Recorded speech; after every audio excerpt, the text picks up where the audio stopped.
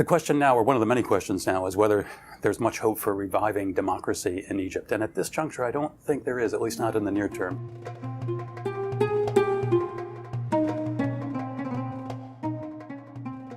Welcome to the Inside the Middle East Q&A series at the Middle East Initiative. My name is Elissa Miller, and I'm a Master of Arts in Law and Diplomacy candidate at the Fletcher School at Tufts University. And I'm an editor with the Harvard Journal for Middle Eastern Politics and Policy. Today, we're joined by Professor Bruce Rutherford from Colgate University. Welcome to the program. Thanks very much. Joining me. It's a pleasure to be here. So I wanted to start off today by asking you about how your opinions regarding Egypt have changed since the revolution in 2011. In your book, Egypt After Mubarak, which was published before the revolution, you wrote that Egypt could witness a middle path between secularism and Islam. So I'm curious how the revolution might have made you think differently, or how you sort of see that trajectory going forward. Yeah, that's a fascinating question. Basically, the book that you mentioned was published in 2008. And at that point in time, I argued that there was the beginning of a center emerging in Egypt around fundamentally the idea, not necessarily of democracy, but the idea of creating a more accountable, more responsive state. You could find key actors within the reformist wing of the ruling party, of the NDP, who held that view. There were some prominent businessmen who held that view. There were certainly actors in the liberal sector of Egyptian politics who were making that argument. And there were also figures in the judiciary that were making that argument and making court decisions based on that objective. So the assertion was that this center was starting to develop, and the trajectory going forward was that, in essence, there was enough shared interest that was likely to consolidate, and we might see some sustained progress toward rule of law in Egypt. Not necessarily democracy, but rule of law. And then 2011 happens, which I didn't anticipate at all. I never expected mass demonstrations on that scale. That was a big surprise. But what was striking after those demonstrations, was that center basically collapsed, and that the reformist businessmen and the members of the NDP became targets of corruption cases and basically withdrew from politics. In some cases, withdrew from the country. Some of them went to jail. So they sort of dropped out of the picture. The Muslim Brotherhood had this tremendous electoral success and started undertaking what it considered to be a reform strategy based on that electoral mandate. The judiciary felt it had an obligation to rein in what it regarded as mass populist politics that were going to destabilize the country.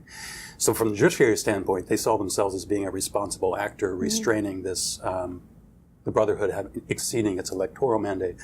From the Brotherhood standpoint, they saw the judiciary as the deep state trying to limit its agenda for reform. So the Brotherhood starts to move more aggressively against what it sees as a counter-revolution. The judiciary tries to rein it in even more, and the system basically polarizes, and the center disappears. And from that circumstance, there's a complicated couple of years involved, but then the Brotherhood gets removed by force in 2013 by the military.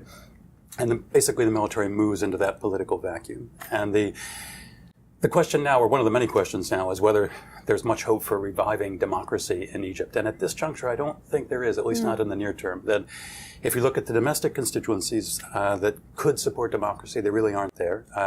Civil society has been pretty thoroughly decimated by a new NGO law that basically depoliticizes it, that makes any sort of political activism by civil society illegal.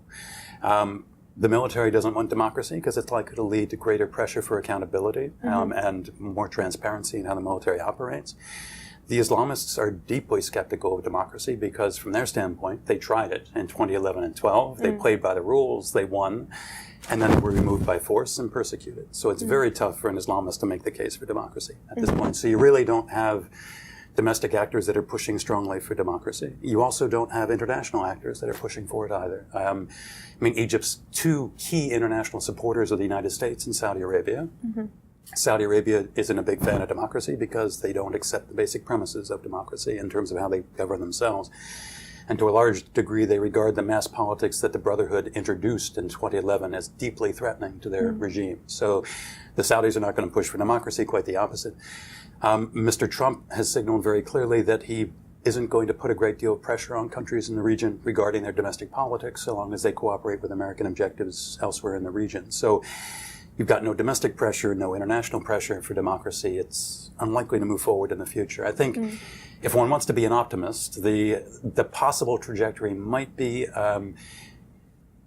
some progress perhaps toward this same objective that I mentioned in 2008 of more accountable, more responsive government, with the rationale being that this produces a more effective state, and a state that's more capable of providing social services and thereby retaining popular support and thereby enhancing stability. So maybe we'll see a resurgence of that sort of rule of law dialogue and the emergence of a consensus around that. But that hasn't really emerged yet. But if you wanted to be an optimist, it seems to me that's the place to look at this juncture. Well, this has been fascinating. Thank you, Dr. Rutherford, for joining me. My pleasure. Thanks for inviting me.